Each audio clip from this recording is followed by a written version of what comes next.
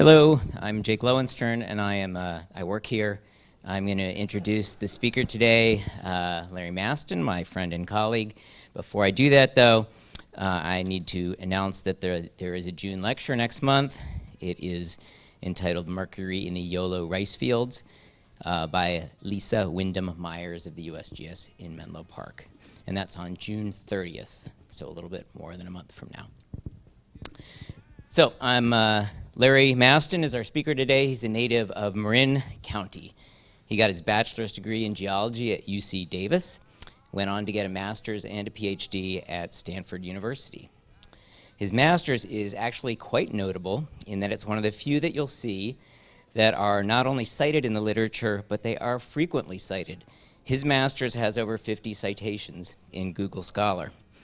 It was some of the earliest work on borehole breakouts, and his advisor, Mark Zobak's subsequent JGR paper that Larry's a co-author on has about 600 citations. Anyway, things only blossomed from there. Larry went on to work at a PhD with Dave Pollard on dike emplacement as related to the Inyo Dome's eruptions in Eastern California, and that's where he gained his volcanology chops. After Stanford, he was a postdoc at Karlsruhe in Germany, and in 1990, he started his career at the Cascades Volcano Observatory, where he still works today. So if I could summarize Larry's career, it's that Larry combines software development with physical and thermodynamic models of important hydrologic and volcanic processes. And not only does he write the software, but he publishes it, and he makes it available, and he ensures that others can use it for their research. He's written softwares on the physics of gas flow and thermodynamics in volcanic conduits. He's written software to calculate ballistics ejected during eruptions. And the ASH 3D model that Larry will discuss today was co-written with two other USGS scientists, and it arose out of the need to be able to predict not only where ash was headed after an eruption, but how much of it we might expect to accumulate on the ground at different locales. Today, over 65 volcano observatories on the ground, observatories around the world are able to log on to a server and calculate the impacts of ashfall from ongoing eruptions at their volcanoes. If that weren't enough, Larry's played key roles in task force to review global procedures to detect, track, forecast, and warn of ash clouds. He was co-chair of the World Meteorological Organization's Volcanic Ash Scientific Advisory Group, and he's currently working with the Department of Energy to develop a probabilistic assessment of airborne ash concentrations at the Hanford site in eastern Washington, which will influence the design of a $13 billion nuclear waste processing facility. This month, Larry was elected Fellow of the Geological Society of America. We're fortunate to have him here today to talk about his work to understand ash dispersion in supereruptions, that rare end-member case of volcanic eruptions for which we have no direct experience. So.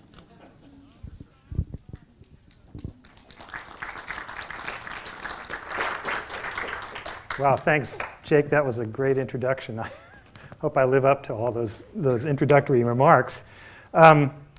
So actually, you'll notice, first of all, that Jake and Alexia Van Eaton, a Mendenhall postdoc who's working with me up at Cascades Volcano Observatory, are co-authors of this.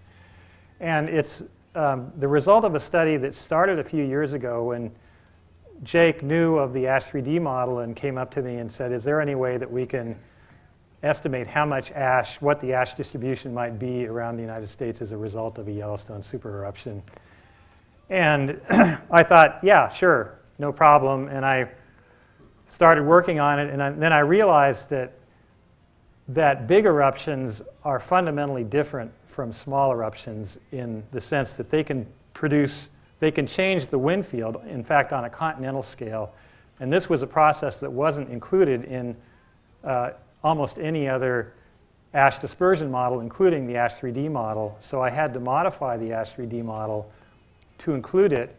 And in the process, realized that this is really a process that affects many eruptions and should be considered by all volcanologists, that big eruptions, big meaning something like VEI 6 or above, disperses ash in a much different way than small eruptions.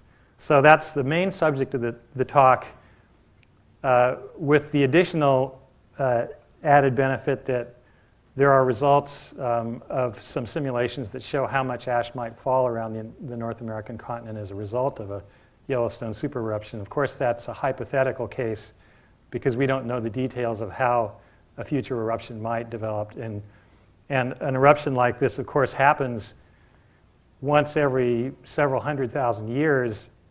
So there's no reason to believe that we will see one in our lifetime. It's more of an academic interest to us that we have some idea what the consequences might be. So why study Yellowstone? Well, first of all, the USGS is mandated to study volcanic hazards. And Yellowstone has produced some of the biggest eruptions on Earth in the last few million years. And so it's become a topic of interest to many people. And in addition, we're frequently asked how much ash might we get at some place around the country as a result of one of these events. Of course, probably most of you here know that Yellowstone is the source of a lot of these sort of end-of-the-earth fantasies. If you were to go to Google images and type Yellowstone supereruption, you would see lots of images, some of which actually are USGS images, but some are much more fanciful and obviously done by people who have more graphics expertise than most of us in the USGS have.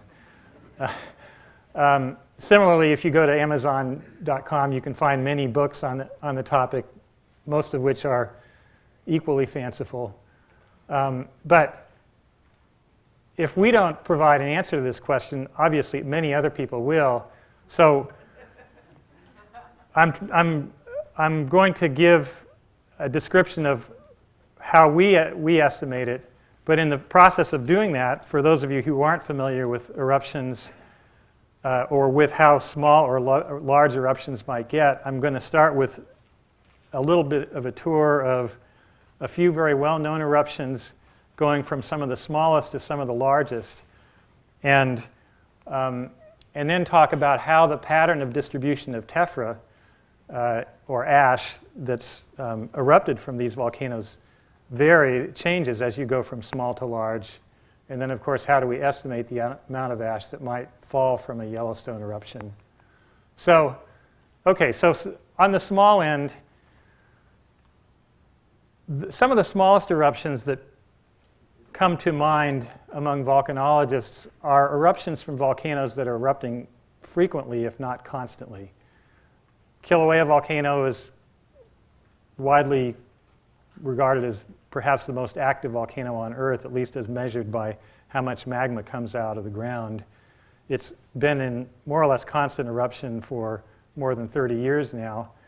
But there are other volcanoes like Stromboli volcano in Italy or Sakurajima volcano in Japan that are producing small explosions daily, if not hourly.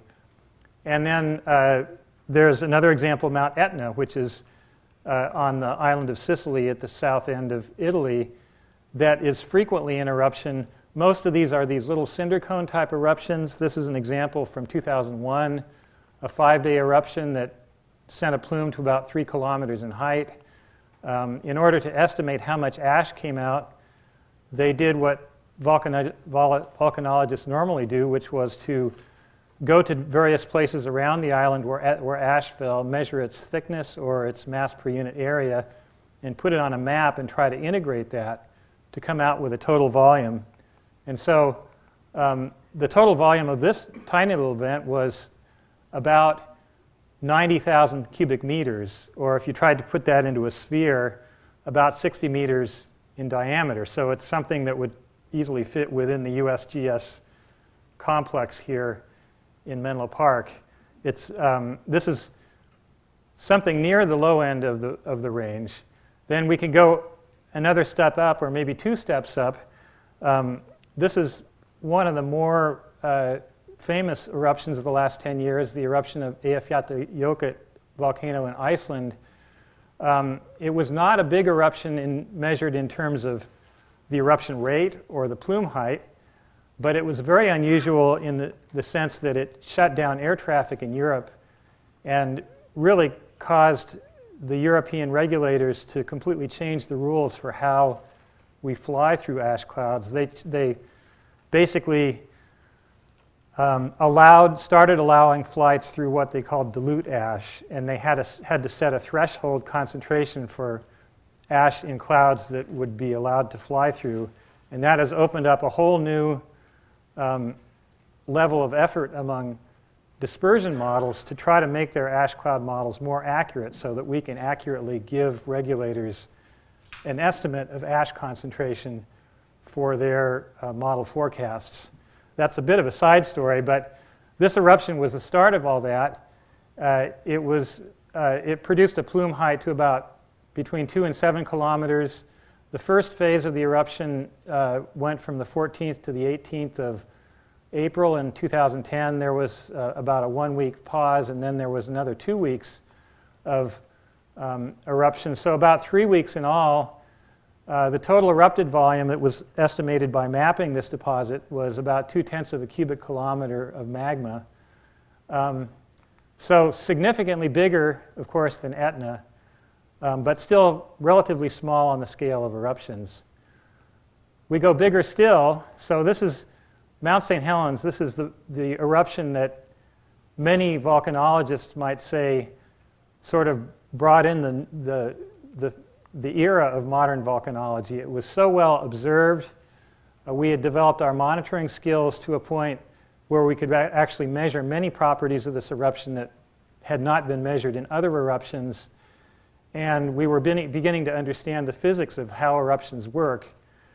But the other thing about this eruption is it was very unusual. It started on May 20th, 1980, with a series of earthquakes and a series of small steam eruptions at the summit. But at the same time, from about March 20th through May 18th, when the catastrophic eruption occurred, the north flank of the volcano pushed northward as magma was being intruded into the edifice. And it was moving northward. Reflectors that were mounted on at positions on the north flank of the volcano were moving northward at more than 1 meter per day.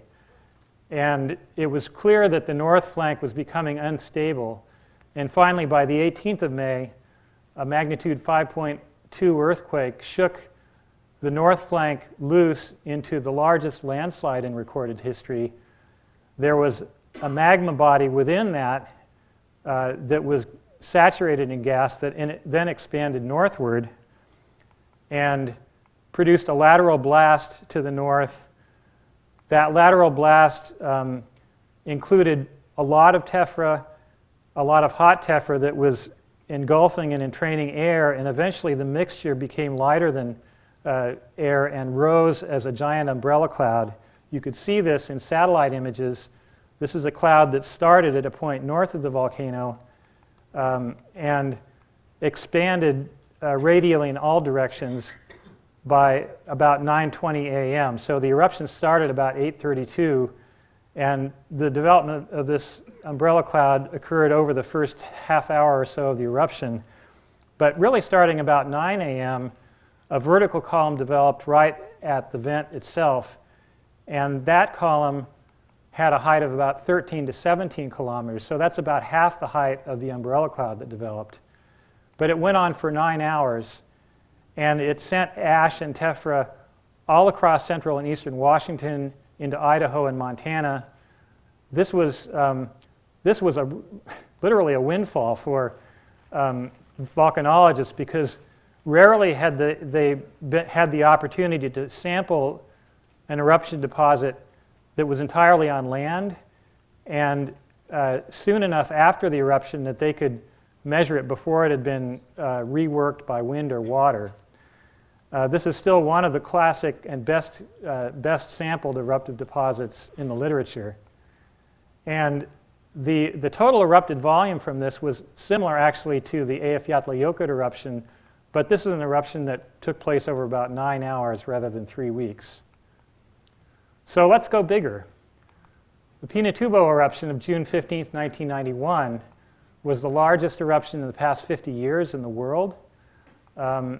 it sent a plume height to 40 kilometers. That's higher than any plume that has been measured by modern satellite techniques. And there was extensive devastation around the volcano. So these valleys and so on that existed before June 15, 1991 were largely covered by pyroclastic flow debris. There were 300 people killed and thousands evacuated. And the total erupted volume was something on the order of 6 cubic kilometers, so probably 20 times the volume of Eyjafjallajökull or Mount St. Helens, and thousands of times greater than the eruption of Mount Etna. The interesting thing about this eruption was that there are basically no photographs of the plume taken from ground level, and that's because the plume was so big that it could really only be seen from outer space. These are satellite images taken from on an hourly basis. So this is 1:40 p.m. local time on June 15, 1991, shortly after the eruption started. An hour later, 2 hours later, 3 hours later, what you see is the development of this circular giant umbrella cloud. It expanded to over 600 kilometers in diameter. This is the Pinatubo vent here. The wind direction was coming from the northeast, and so it expanded more than 200 kilometers upwind. It was so volcanologists look at eruptions of this range of sizes and try to rank them, and have developed this ranking scheme, the Volcanic Explosivity Index. So this is developed for explosive eruptions, those that produce ash and tephra. And so it's in a sense, it's analogous to the Richter scale for earthquakes, except that whereas the Richter or other magnitude scales for earthquakes are some measure of energy of the earthquake, this scale is a measure both of the eruptive size in terms of volume and also intensity, how rapidly magma is coming out. So there's really two criteria they use. The plume height, which is a sort of a proxy for intensity, and the volume of the magma. And so on the VEI scale, Etna would be a 2, Eyjafjallajökull would be a 4, Mount St. Helens a 5, Pinatubo a 6. And as you go higher in this VEI scale, of course, these eruptions become less frequent. So we're talking a VEI 5, which is roughly the size of Mount St. Helens, is one that occurs about once per decade on Earth. A VEI 6 is one of the size that occurs maybe a few times per century. We can go all the way down to an 8, a Yellowstone supereruption, which occurs less than once per 10,000 years. More, actually, many people would say it's more like once in a 100,000 year event somewhere around the world. So these are very infrequent events, even on a global scale. So we know both from buoyant plume theory, from theoretical arguments, and empirically from observations of plumes, that higher plumes are an indication of bigger eruptions, more mass eruption rate. And we can see that in these plume heights from the Etna eruption, which was about 3 kilometers, Eyjafjallajökull, which was about 6 to 8. The two Mount St. Helens phases, the lateral blast, the luterated cloud, which came up to about 30, or the Plinian eruption that went from 9 a.m. to 5 p.m., which was about 15 kilometers, and then finally the Pinatubo eruption, which went up to 40. So you can clearly see there's an increase in plume height, but theory would tell us, and we don't have enough eruptions at the high end of the scale to demonstrate this, but we would expect that as we go above about a VEI 5 or an erupted plume height of about 35 or 40 kilometers, it gets more and more difficult to get the plume higher. So the plume height is really not that good an indicator of the intensity of an eruption for eruptions that are greater than about a VEI 6. The one other thing I wanted to point out is that so airplanes fly at about 10 kilometers altitude. That's a typical jet cruise altitude. If you were flying at a time when Pinatubo was erupting, you would be looking up at a plume that looked almost as high from jet cruise altitude as it does from the ground. It would be really an impressive sight. So now we're talking about, if we're talking about these really big eruptions, it's not just plume height that matters, it's how the plume radiates. In other words, the development of this umbrella cloud. So just to illustrate this, this is the Eyjafjallajökull eruption. You can see that in the satellite image, the vent is here, and the cloud itself is migrating downwind passively in the ambient wind field and just gradually spreading as it goes downwind by turbulent diffusion. Whereas as we go to larger eruptions, so Mount St. Helens of EEI 5, we have this umbrella cloud that managed to push its way about 60 kilometers upwind. Pinatubo managed to push its way more than 200 kilometers upwind. And so if we replot that figure I showed in the last slide so that the horizontal and vertical scales are the same and have the wind direction going in this direction, you can see that a large eruption of VEI 6 or greater is going to produce an umbrella cloud that is going to strongly affect people even who are upwind of the plume. Okay, so how do we go bigger than this? Of course, there aren't many historical examples of bigger eruptions, but we can go in the past and find examples. Actually, this is historical, depending on whose history you want to cite. The Nova eruption of Alaska in 1912 was about 13 cubic kilometers, about twice the size of Pinatubo. It filled this valley, the Valley of 10,000 Smokes, with ash and tephra. And if we go farther back in time, the eruption of Mount Mazama, which produced Crater Lake 7,800 years ago, was about 50 cubic kilometers. And even farther back, the eruption of Long Valley Caldera in eastern California 760,000 years ago erupted about 580 cubic kilometers. And what you'll notice is that we're not looking at we're not looking at things that look like volcanoes anymore. We're looking at topographic depressions. And the reason is because these kinds of eruptions emanate from large magma chambers. They may initially start as a central vent eruption, but they will eventually drain the magma chamber, causing the roof to start collapsing, and then develop a ring fracture system along which multiple vents may emanate, and you'll have tephra rising both from these vents and rising buoyantly from ash clouds that are avalanching away from the vent. And so finally, the final deposit involves a topographic depression with these pyroclastic density currents as well as tephra fall deposits along them.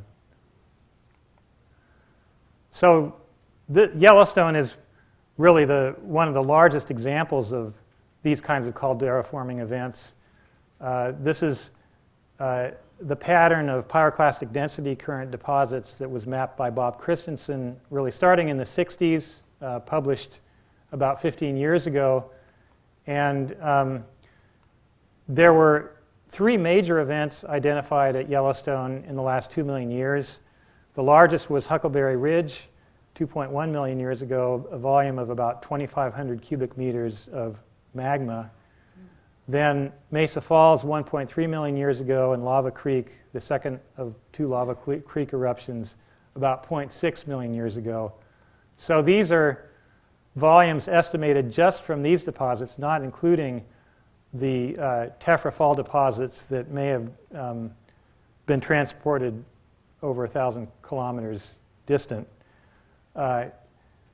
And the duration of these eruptions is not really well constrained, but the people who know most about these are inclined to think that they were on maybe the days, they were very rapid, not even on a geologic time scale, but perhaps days, maybe weeks at the longest. So if we try to compare the size of these Yellowstone eruptions with others, you can see that these historical eruptions, Pinatubo and smaller, are very small in the total scale of things. But of course, these bigger events don't generally happen on a human time scale, at least not on the time scale of our human history. Among the Yellowstone events, the only larger known eruption in the last 2 million years is the Toba eruption, which occurred 75,000 years ago in Indonesia. It's about 4,000 cubic kilometers. So significantly larger even than Huckleberry Ridge. And these eruptions did produce tephra falls, in other words, deposits that were produced by tephra that rose buoyantly and drifted downwind during these eruptions. And we know that from scattered deposits around the United States. And in fact, in a more recent map of these deposits, they've been able to find them as far west as California, Oregon, and even offshore.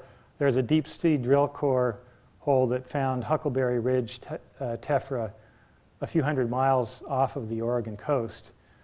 And so this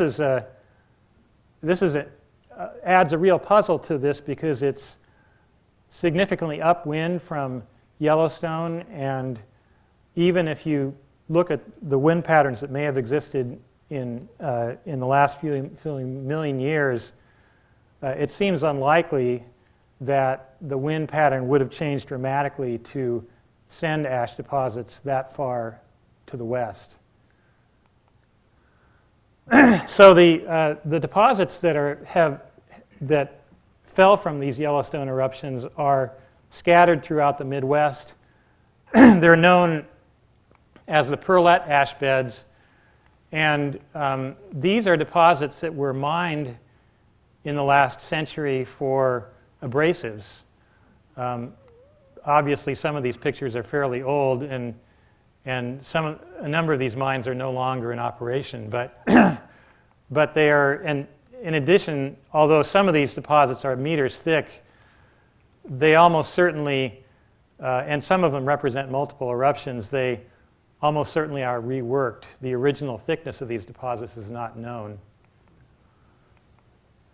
So it's hard to answer this question: how thick might the ash get from a Yellowstone eruption? And again, there are these fanciful things that you can find on the internet about this. But the subject of this study was to try to address this question by something a little bit more systematic. So we took our Ash 3D model. The Ash 3D model is an Eulerian model, which means it divides the atmosphere into a 3D grid of cells. And so one of those cell points, of course, is where the volcano is. And for most eruptions, the way that we would initiate the ash distribution is to simply put ash in the column of cells above that volcano and assign some mass distribution to that column of cells, and then let it blow passively downwind in the ambient wind field, and then let it settle according to the settling velocity of individual particles. And then we would use, as a wind field, we would use the wind field provided by numerical weather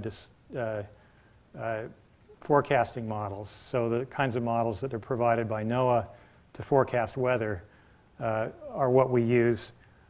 And the model inputs are things like the height of the plume, how long the eruption lasts, the size distribution of the particles that are in that are erupted, which determines how rapidly they fall in the atmosphere, and a 3D wind field, which is provided by NOAA or some other meteorological agency, and then an eruption start time. But as I have explained in the first half of this talk, we have to consider the fact that these big eruptions can push their way upwind, and that's not something that's considered in most dispersion models. So in order to account for that, what we ended up doing was taking this column of source nodes and In the upper 25% of that column, instead of having a single source node, we had a 3x3 matrix of source nodes. And then around that, we would calculate the size of an umbrella cloud growing with time. And the size of that cloud was determined from empirical relationships from observing growing umbrella clouds, primarily the Pinatubo cloud. It includes critical parameters like the mass eruption rate. And so over a series of time steps in the model, we will calculate the radius of that cloud, and within that area at the umbrella cloud height, we'll add a radial wind field within that radius and add that wind field to the existing ambient field. So if it's a weak umbrella cloud, it will be swamped out by the ambient wind field, and you really won't see an umbrella cloud growing. If it's a strong cloud, it'll dominate. So the way we tested this was by looking at the Pinatubo eruption. And so what I'm showing in the upper right is the perimeter of the cloud that was outlined in a series of satellite images. These are 1-hour intervals showing the growth of the cloud over 9 hours. And then using the ASH3D model, we did something similar to verify that it was giving us roughly the same rate of cloud growth for that eruption. And this is basically, as a baseline, this is the pattern of ash distribution from Pinatubo if we had ignored the umbrella cloud. And you can see that there's quite a difference in how ash is distributed if you ignore the cloud versus if you include the cloud. So nothing nearly as big as Pinatubo has occurred since 1991, but there have been a few smaller eruptions that have produced umbrella clouds, and fortunately there have been a couple in the last couple years. The amazing thing, if you are somebody who studies volcanic ash clouds and plumes, is that a whole new generation of satellites are going up into the atmosphere, and these satellites are allowing us to see things like umbrella clouds and plumes at much higher resolution. Geostationary satellites are also providing more rapid repeat times. So a geostationary satellite is a satellite that sits over a particular equatorial position on Earth, and it can see the same view of the Earth at all times. So you can get repeat frames that you can compare with one another over time intervals of an hour or a half an hour. In this case, we were able to use the GOES 13 satellite to see repeated views of the growth of this dramatic umbrella cloud that formed on the 22nd of April 2015 at half-hour intervals. So this was a VEI-4 eruption. It lasted about 6 hours. Well, there was a first phase that lasted an hour, then an hour pause, then a 6-hour phase. It caused major disruption to air traffic in Argentina for about a day. And we got satellite images. So these are infrared images that show the growth of this cloud and also the occurrence of lightning strikes that were emanating from this cloud during the second phase of the eruption, the 6-hour long phase. And you can see, for example, the vent is right about in this area. And there's enough growth of an umbrella cloud to push the ash upwind by a few tens of kilometers. And if we try to model that, this is a model including the growth of the umbrella cloud. This is a model ignoring the growth of the umbrella cloud. And you can see that in general, the modeled cloud matches better with the observed cloud than without the umbrella. And you can also see some upwind migration of the cloud with time. A more dramatic example of this occurred in 2014 from the eruption of Kelut volcano in Indonesia. This is an eruption that caused quite a stir in the aviation industry, not only because it sent ash on Yogyakarta Airport, which is photographed here, but also because there was a jet from Perth, Australia, that flew en route to Jakarta that flew through the downwind ash cloud of this eruption and had severe engine damage. So there was many millions of dollars of damage to this airplane. But it happened at a time when this VIRS satellite had been adjusted for rapid repeat images, so we could see the growth of this cloud over 10-minute intervals, looking almost like a movie. So you can see this cloud growing. You can even see some gravity waves that are propagating upwind from this cloud. And we could model this cloud using this umbrella cloud modification to ASH 3D and show that how the cloud was growing and how different the growth of this cloud is if you can consider the growth of the umbrella versus ignoring the growth of this umbrella.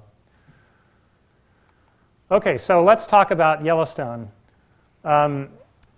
The objective was to see how the growth of umbrella clouds would affect ash distribution from Yellowstone. We did a few dozen simulations. We started with an erupted volume of a few hundred cubic kilometers of magma. So this is, if you consider the volume of tephra, of course the tephra expands as it erupts, bubbles form. And so the volume of the tephra blanket that forms would be a few times greater than that of the magma alone. So this would be comparable to a tephra volume over 1,000 cubic kilometers. We used a duration that ranged from 3 days to about a month, an umbrella cloud height that ranged from about 15 to 35 kilometers, and of course the top of the plume goes higher than the top of the umbrella cloud. So this is, it ranged up to over 45 kilometers for the plume top itself. And wind fields that were randomly chosen from historical patterns, turns out they're actually not that important in showing us what the pattern looks like. So these are two simulations, one with the umbrella cloud, a 3-day eruption, and this is without the umbrella cloud. You can see that over that 3-day period, this umbrella cloud covers most of the North American continent. And then it gradually disperses with wind patterns. And so if you look at what the tephra deposit might look like from that, so these are 4 different 3-day simulations, one in January, one in April, one in July, one in October. You might be trying to squint to see what these numbers represent. The pale yellow is 1 to 3 millimeters, 3 to 10, 10 to 30, 30 to 100, 100 to 300. And for these dark regions, you're talking about over a meter of ash.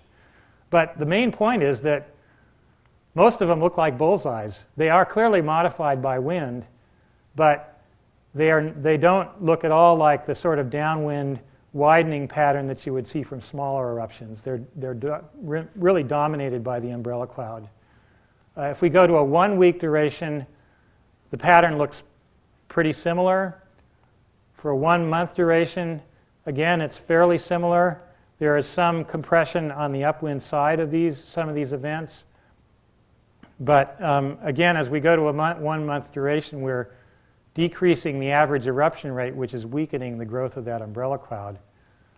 And then, by comparison, if we did the same simulations without an umbrella cloud, we would see a pattern that was much more highly dependent on ambient wind fields. And so this is for a 3-day, 1 week, 1 month, and 1 year simulation. And what the interesting thing about the 1 year, so you can see it starts looking more circular, but is highly compressed on the upwind side. So what you see is these areas in Oregon and Washington get almost no ash. When you try to superimpose these outlines of areas where Yellowstone deposits have been mapped, it's hard to explain the existence of these highly upwind locations by a long-term eruption duration with no umbrella cloud. Okay, so the main features are that with the umbrella cloud, these results are pretty insensitive to seasons or durations. The umbrella cloud can drive ash over 1,500 kilometers upwind, and it spreads it over a much wider area. So if you were to take one contour line here, say this one, you'd say that this is with the umbrella cloud, there's more than 5 million square kilometers within this 10 millimeter isopack. In this case, it's less than a tenth of that. It really spreads it out over a much wider area. And we can look at the effect of cloud height using a 15, 25, or 35 kilometer high umbrella cloud, and there's really not a whole lot of difference. This is in contrast to theory that would tell us there should be more distribution around as a result of higher plumes. And one thing that does make a difference is the grain size distribution. And this is a topic that is maybe the biggest bugaboo in modeling ash deposits. We may know what the size distribution of ash that erupted is if we do a careful mapping of the deposit and carefully sieve the ash that's collected. If we were to take that same grain size distribution and use it as a model input, we would end up with a distribution of ash that looked very different from the observed distribution. And the reason is that there's a lot of fine ash in these very big eruptions. Fine means, say, less than a tenth of a millimeter in diameter. And that fine ash tends to clump together in the atmosphere. It falls more rapidly than you would expect it to as individual particles. And large eruptions, Mount St. Helens, May 18th, 1980, for example, more than half of the erupted mass consisted of particles that were less than 60 microns in diameter. That stuff clumped together and fell much more rapidly than you would predict from a model. And in order to account for that aggregation process, we don't understand the physics of that process well enough to include it in our models from first principles. At this point, the only way we can include it is by modifying the grain size distribution in the model until we get something that looks like a mapped deposit. And so, that degree of aggregation probably varies with atmospheric conditions. So there is a lot of uncertainty in this, but there are still some things you can say about how the ash is distributed as a result of these eruptions. Around the margins of, around the east and west coasts, it was probably still something on the order of millimeters. Centimeters to tens of centimeters in the upper Midwest, and then much more than that, maybe over a meter in the upper Rocky Mountain states. Okay, so now the next two slides, I knew that I was going to probably not have so many members of the public here, and there's probably going to be discerning people looking skeptically at these results and wondering whether they're really right or not. So these next two slides are an attempt to answer this question of, have we overestimated the amount of ash dispersal from an eruption like this? Maybe the ash is really not nearly as thick on the east and west coasts as we're saying. Maybe it's mostly deposited within 1,000 kilometers of the vent much more thickly.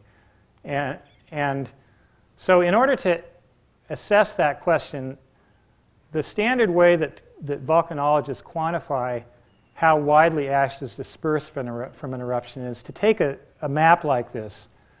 And so this is a map showing contour lines, in this case of ash thickness, but you can also use mass per unit area, and measure the area within each contour line.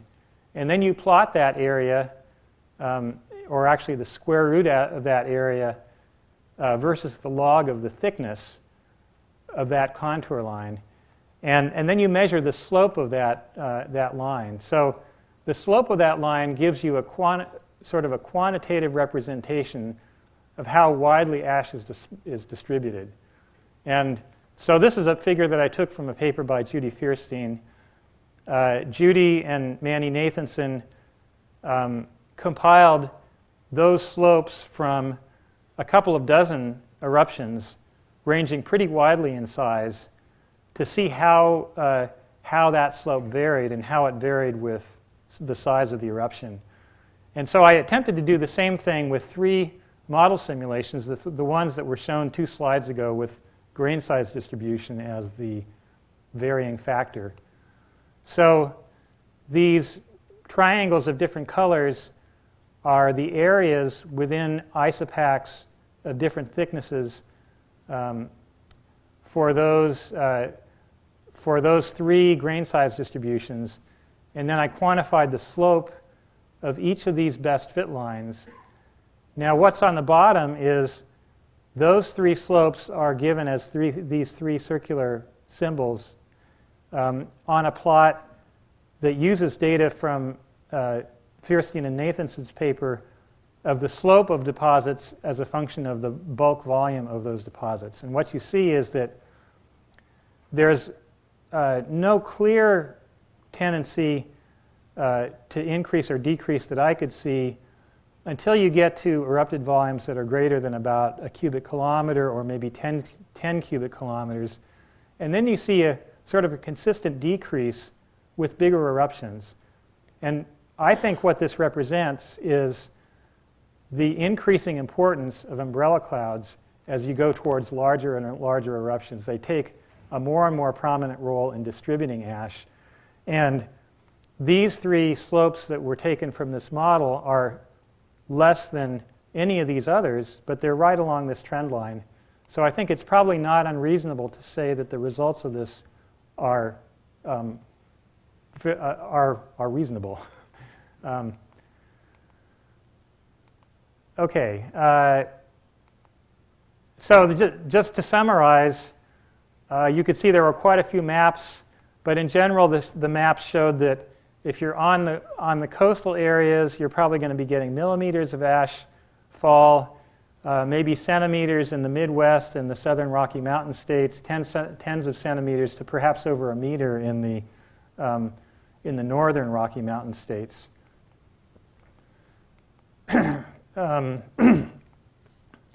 And I think one interesting point is that these results are not strongly affected by wind, by cloud height, by the season, or even by the eruption duration. And finally, the main takeaway points from this is that umbrella clouds play a very prominent role in really big eruptions. They change the dispersal pattern of ash from sort of a fan or a ribbon shape in a map view to something more like a bullseye. They can reduce the ambient wind field to one of secondary importance. And in the case of the Yellowstone deposits, they probably help explain the occurrence of these deposits in the Pacific Northwest, which are over 1,500 kilometers upwind from the source.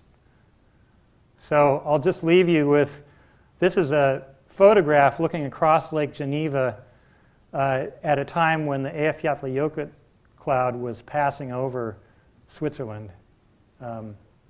So that's it.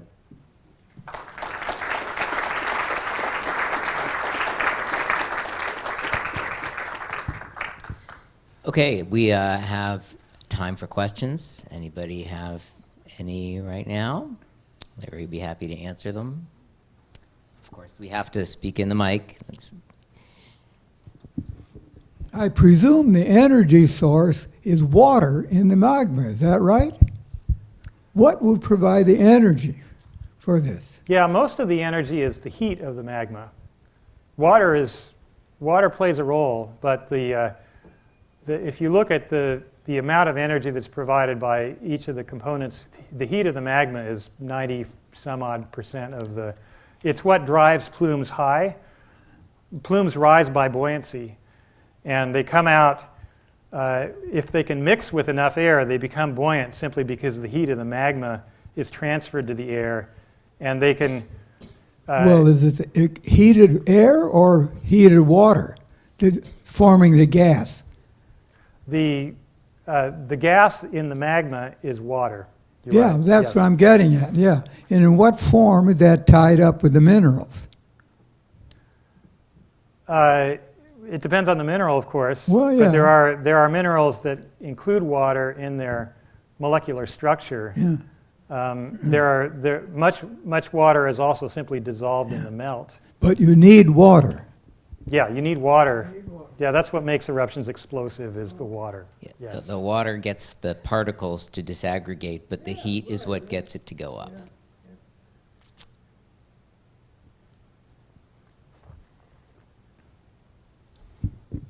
I'm a layperson, and when I read the description of this talk, I misunderstood something, and I thought there was an implication that weather is affected by an event like this. The wind field is affected. How is that? So the wind field is affected because for big eruptions, the eruption rate is so great that the ash and gas rises buoyantly, and then up to a point where it's no longer buoyant, and then it collapses down to a point where it's neutrally buoyant. So it's the same. It has the same density as the surrounding air, and then it spreads out laterally. So if you have wind coming from one direction, and you have a very weak plume, the amount of spreading is going to, as it collapses back down, it's going to, the lateral spreading, in a sense, is creating a weak wind field. But the more powerful the eruption, the stronger that wind field gets. And once you get to these very big eruptions of Pinatubo size and larger, it changes the wind field enough to drive ash hundreds of kilometers, or even in some cases more than 1,000 kilometers upwind. That's the way that it changes the wind field, is by simply the injection of ash into the atmosphere. So it's not just the ash, it's the wind that is changing direction. Yes, it is changing the direction of the wind at that elevation where the umbrella cloud is expanding. What's the temperature of the gas? As it's coming out of the volcano, the gas temperature is the same as the magma temperature, which is several hundred degrees Celsius. How about elevation? The plume cools as it rises, and by the time it's several kilometers in the atmosphere, the temperature is only slightly above ambient temperature. Loses a lot of And- energy. Yeah, and for these big eruptions, so in the troposphere, which is the part of the atmosphere that's less than about 12 to 18 kilometers high, the ambient temperature decreases with elevation. And plumes also cool as they rise because they're expanding adiabatically. But once you get into the stratosphere, the temperature actually starts going up with elevation. And all these big eruptions, Mount St. Helens size and larger, make it into the stratosphere. So the plume is rising through an atmosphere whose temperature is increasing with elevation, yet the plumes themselves are cooling with elevation because they're cooling adiabatically. They're expanding adiabatically. So they're increasingly out of equilibrium with the surrounding atmosphere. Okay, we have one more question over here. Did you want to ask your question? Sure. Sorry. So I guess I had two small questions. The first one was kind of trailing on her question about modifying the interactions in the wind fields between the plume and the sort of ambient wind field. Would you also predict there to be some sort of interaction, like the modification of the ambient wind field from the umbrella cloud, not just by treating them as sort of like a superposition of two wind fields, but actually an interaction between two different density mediums competing, like basically treating that like an obstacle that the ambient wind field has to deal with? Yeah, Does I that think matter? actually the way that we treated it in our model is a bit of a shortcut. I think the proper way of dealing with it would be to calculate the effects on momentum. So we were solving for conservation of mass in our problem. We should have been solving for conservation of momentum and energy as well, but that would have meant that the model would have not been fast enough to run operationally. It would have taken weeks to do a simulation instead of hours. But really, an expanding umbrella cloud is a sort of a gravity current. So it is, it's essentially a head drop as the plume has risen to a point where it's negatively buoyant and is collapsing. It becomes a gravity current that's expanding, and that it could certainly be solved in a more, a more complete way than we did in our model. Okay, one last question. Yusuf. Thank you. That was really a beautiful talk. And I'm interested in how much of the total material comes to the ground. How much of the fine stays there for how long? Yeah, that's a question a lot of people have been arguing about. It's easier to measure what's on the ground sometimes than what's in the air. But there have been, in the last 15 or so years, there have been methods of basically estimating the mass distribution in an ash cloud from remote sensing retrievals. And this was done extensively by several groups in 2010 during the Eyjafjallajökull eruption. And so the estimates of the mass that was in the cloud that went over Europe compared to the mass that was deposited was that the distal cloud had perhaps a few to several percent as much as the mass that was deposited within a few hundred kilometers of the vent. There's precious few data points to constrain that, but at this point we think it's on the order of a few percent, not tens of percent. All right, well, thank you very much, Larry. Thanks once again. And Larry's around for much of the rest of the day if anybody wants to talk further. So thank you.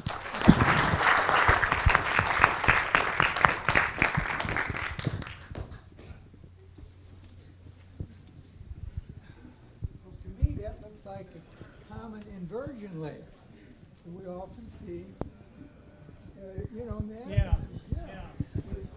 You have cold air near